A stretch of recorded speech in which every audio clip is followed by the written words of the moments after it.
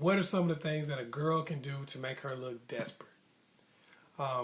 There's like 5 major things that I thought of that really make a girl look super desperate. There's a bunch of other stuff that you could be doing too, but there's like 5 major things that I thought of that you might want to try to avoid. Of course, there's a lot of stuff that men do to make them look desperate also, but a girl asked me the question, so that's what I was going to answer. Anyway, what a lot of women do is one-way contact. That makes you look pretty desperate and makes you look kind of crazy. One-way contact is when you're basically calling somebody all the time, texting them all the time, and they never text you back, or they never call you first. Now, one of the reasons why people don't call you first often is because you're calling that person at like 7:30 and knowing good and well they wake up at 7:15. And you do this every single morning. So how do they even have an opportunity to call you? How do they have an opportunity to build interest when you're constantly harassing them? So make sure that you let that other person make contact with you too, so that they don't take you for granted, so they don't see you as being crazy and you don't look desperate. Number 2, ploys for attention. That's a big one. A lot of girls do all kinds of crap to get attention. You just don't care about me. Nobody cares about me. Putting stuff on Facebook like, I wish I had a real friend. I wish I had a real relationship. I wish I had somebody who actually cared about me. Just all kinds of stuff, you know. That just makes you look desperate. It makes you look lame. Nobody's going to sit here and be like, oh, I feel so sorry for you. All the times I didn't call you, I felt so bad about now. I'm going to call you. No, generally what they're going to do is be like, dang, this chick is thirsty. I'm tired of her. So don't do the ploys for attention, you know. Just be yourself and be normal, you know. And people will respond to you.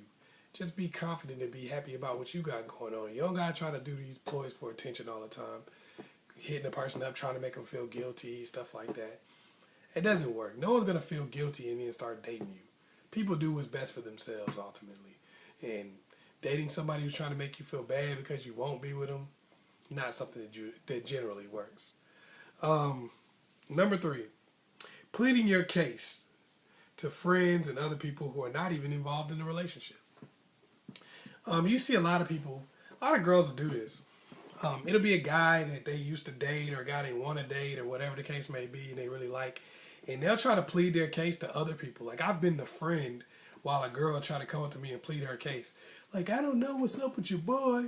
Every time I talk to him, you know, he seems like he doesn't even want to talk to me. And I'm a good girl, and he's acting like I'm not. And he's always talking about certain things that I've done. And he said I did this. He said I did that. I don't want, you know, you're like, look, man, I really don't care. I don't care about y'all relationship. I don't care if y'all get married. I don't care if y'all never talk to each other again as long as you live. I really don't care. And you're just looking crazy to me. And you're coming off as desperate. Now I'm going to retell this story to this dude and you're going to look like a clown. Because we're going to probably sit here and laugh about it. Because I'm not invested. That's the thing. People aren't involved in the story, but you're trying to plead your case to them. They're not invested. So all they can really do is laugh or look at you like you're crazy. What else can they do? What can a person who's not invested in your situation do other than just look at you like you're crazy or start laughing? So stop that. That's one of the biggest things that make you look crazy is when you start trying to plead your case to people who are not involved in any way, shape, or form. That's, yeah, like the friends, family members. You calling up his mama and stuff. Look, man. Miss Bell, I don't know what the problem is, okay? Every time I talk to your son, he disrespect me, you know what I'm saying? Like, he just keep disrespecting me and I can't take it no more. And, you know, his mama coming back and you like, baby, you little sound like you need to get some self-esteem, girl. Girl, you need to love you. You know, they telling you stuff like that, like basically just dismissing you as a nut job. So, you know, you're not going to win in the court of public opinion. You might be able to do that with your own friends, and that's fine if you want to plead your case with them. But when you're doing it with people who know him, you're pretty much going to look crazy most of the time, unless his mama is crazy too. Number 4, over-sexualizing yourself. That's one of the biggest things that really make a chick look super desperate. What I mean by that is like, everything is sex. You just everything is sex. All your pictures are sexual pictures. All your conversation just goes straight to sex. It's like, hey, you want to go get something to drink? Oh, I got something I want you to do. What? I don't even know what that means. What is that? Is that a sex? What is that? Huh? I'm confused. Yeah. You want to go get some ice cream? Oh, you don't need no ice cream. I got some ice cream for you right here. What? I'm talking about... It's Sunday morning. We just got out of church. Every time I talk to you, really, that's not even sexy anymore. Now it's just coming off as creepy. You know, you got to pick your spots on that. But I'm just saying, like, over-sexualizing everything, it just makes you look desperate. It makes you look like that's all you feel like you have to offer. Don't get me wrong. Guys love sex, of course, but when that's all you seem like you have to offer, every time you have a conversation, it's got to go to sex. This is what I do in bed. This is how I do this. This is how I do that. You got twerk videos up all the time and all that kind of stuff. It just makes you seem kind of thirsty and kind of desperate, like you don't really have a lot going for you other than that. So people are probably going to want to just use you for that. You know, they like, well, she seemed desperate. She seemed like she wanted to D my nigga. You know what I'm saying? She once gave it to her. Then she started calling me, catching feelings. I don't know. You know what I'm saying? All she seemed like she wanted was the D. So that's, you know, you look desperate, but you don't look like you're even desperate for love. You look like you're desperate to get sex, and that's all people are going to want to give you. So I look at it like, you know, be careful about that. Don't over-sexualize yourself. It's okay to be a sexual being because you are one, but don't over-sexualize yourself and just look desperate and kind of trashy. Number 5. This is kind of one. This is a big one that people don't know about. Moving off of your original position and letting the guy do things that you said you were not going to allow him to do. A friend of mine once said, be careful about making declarative statements so that you don't look like a jackass in retrospect.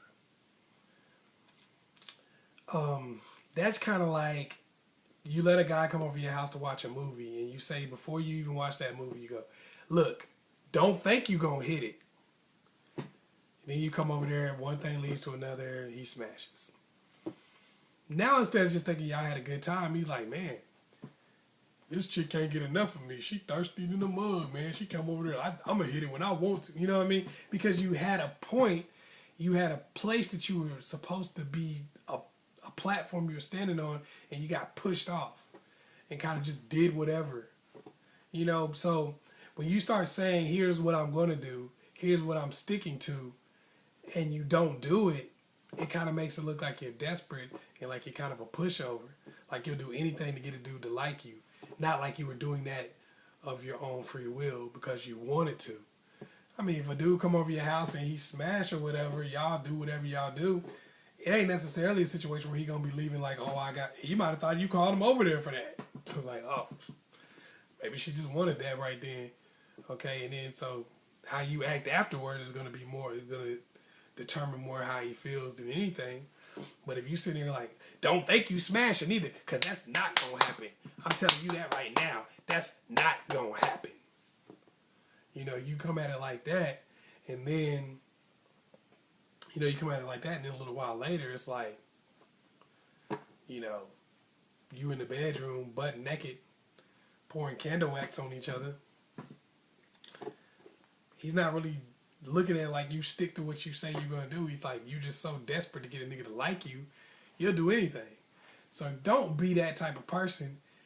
If you got something in your mind that you want to stick to, you don't got to tell him that. You don't got to be like, oh, you're not hitting when you come over here. I mean, you don't got to make no message clear to him in words. You make it clear to him in your actions. Like, if you want him to come over and watch a movie or something, you want to sit on the couch, when he start doing something, trying to make a movie, like, nah, I'm good, you know. And if he get upset or whatever, you can be like, all right, then deuces, bye.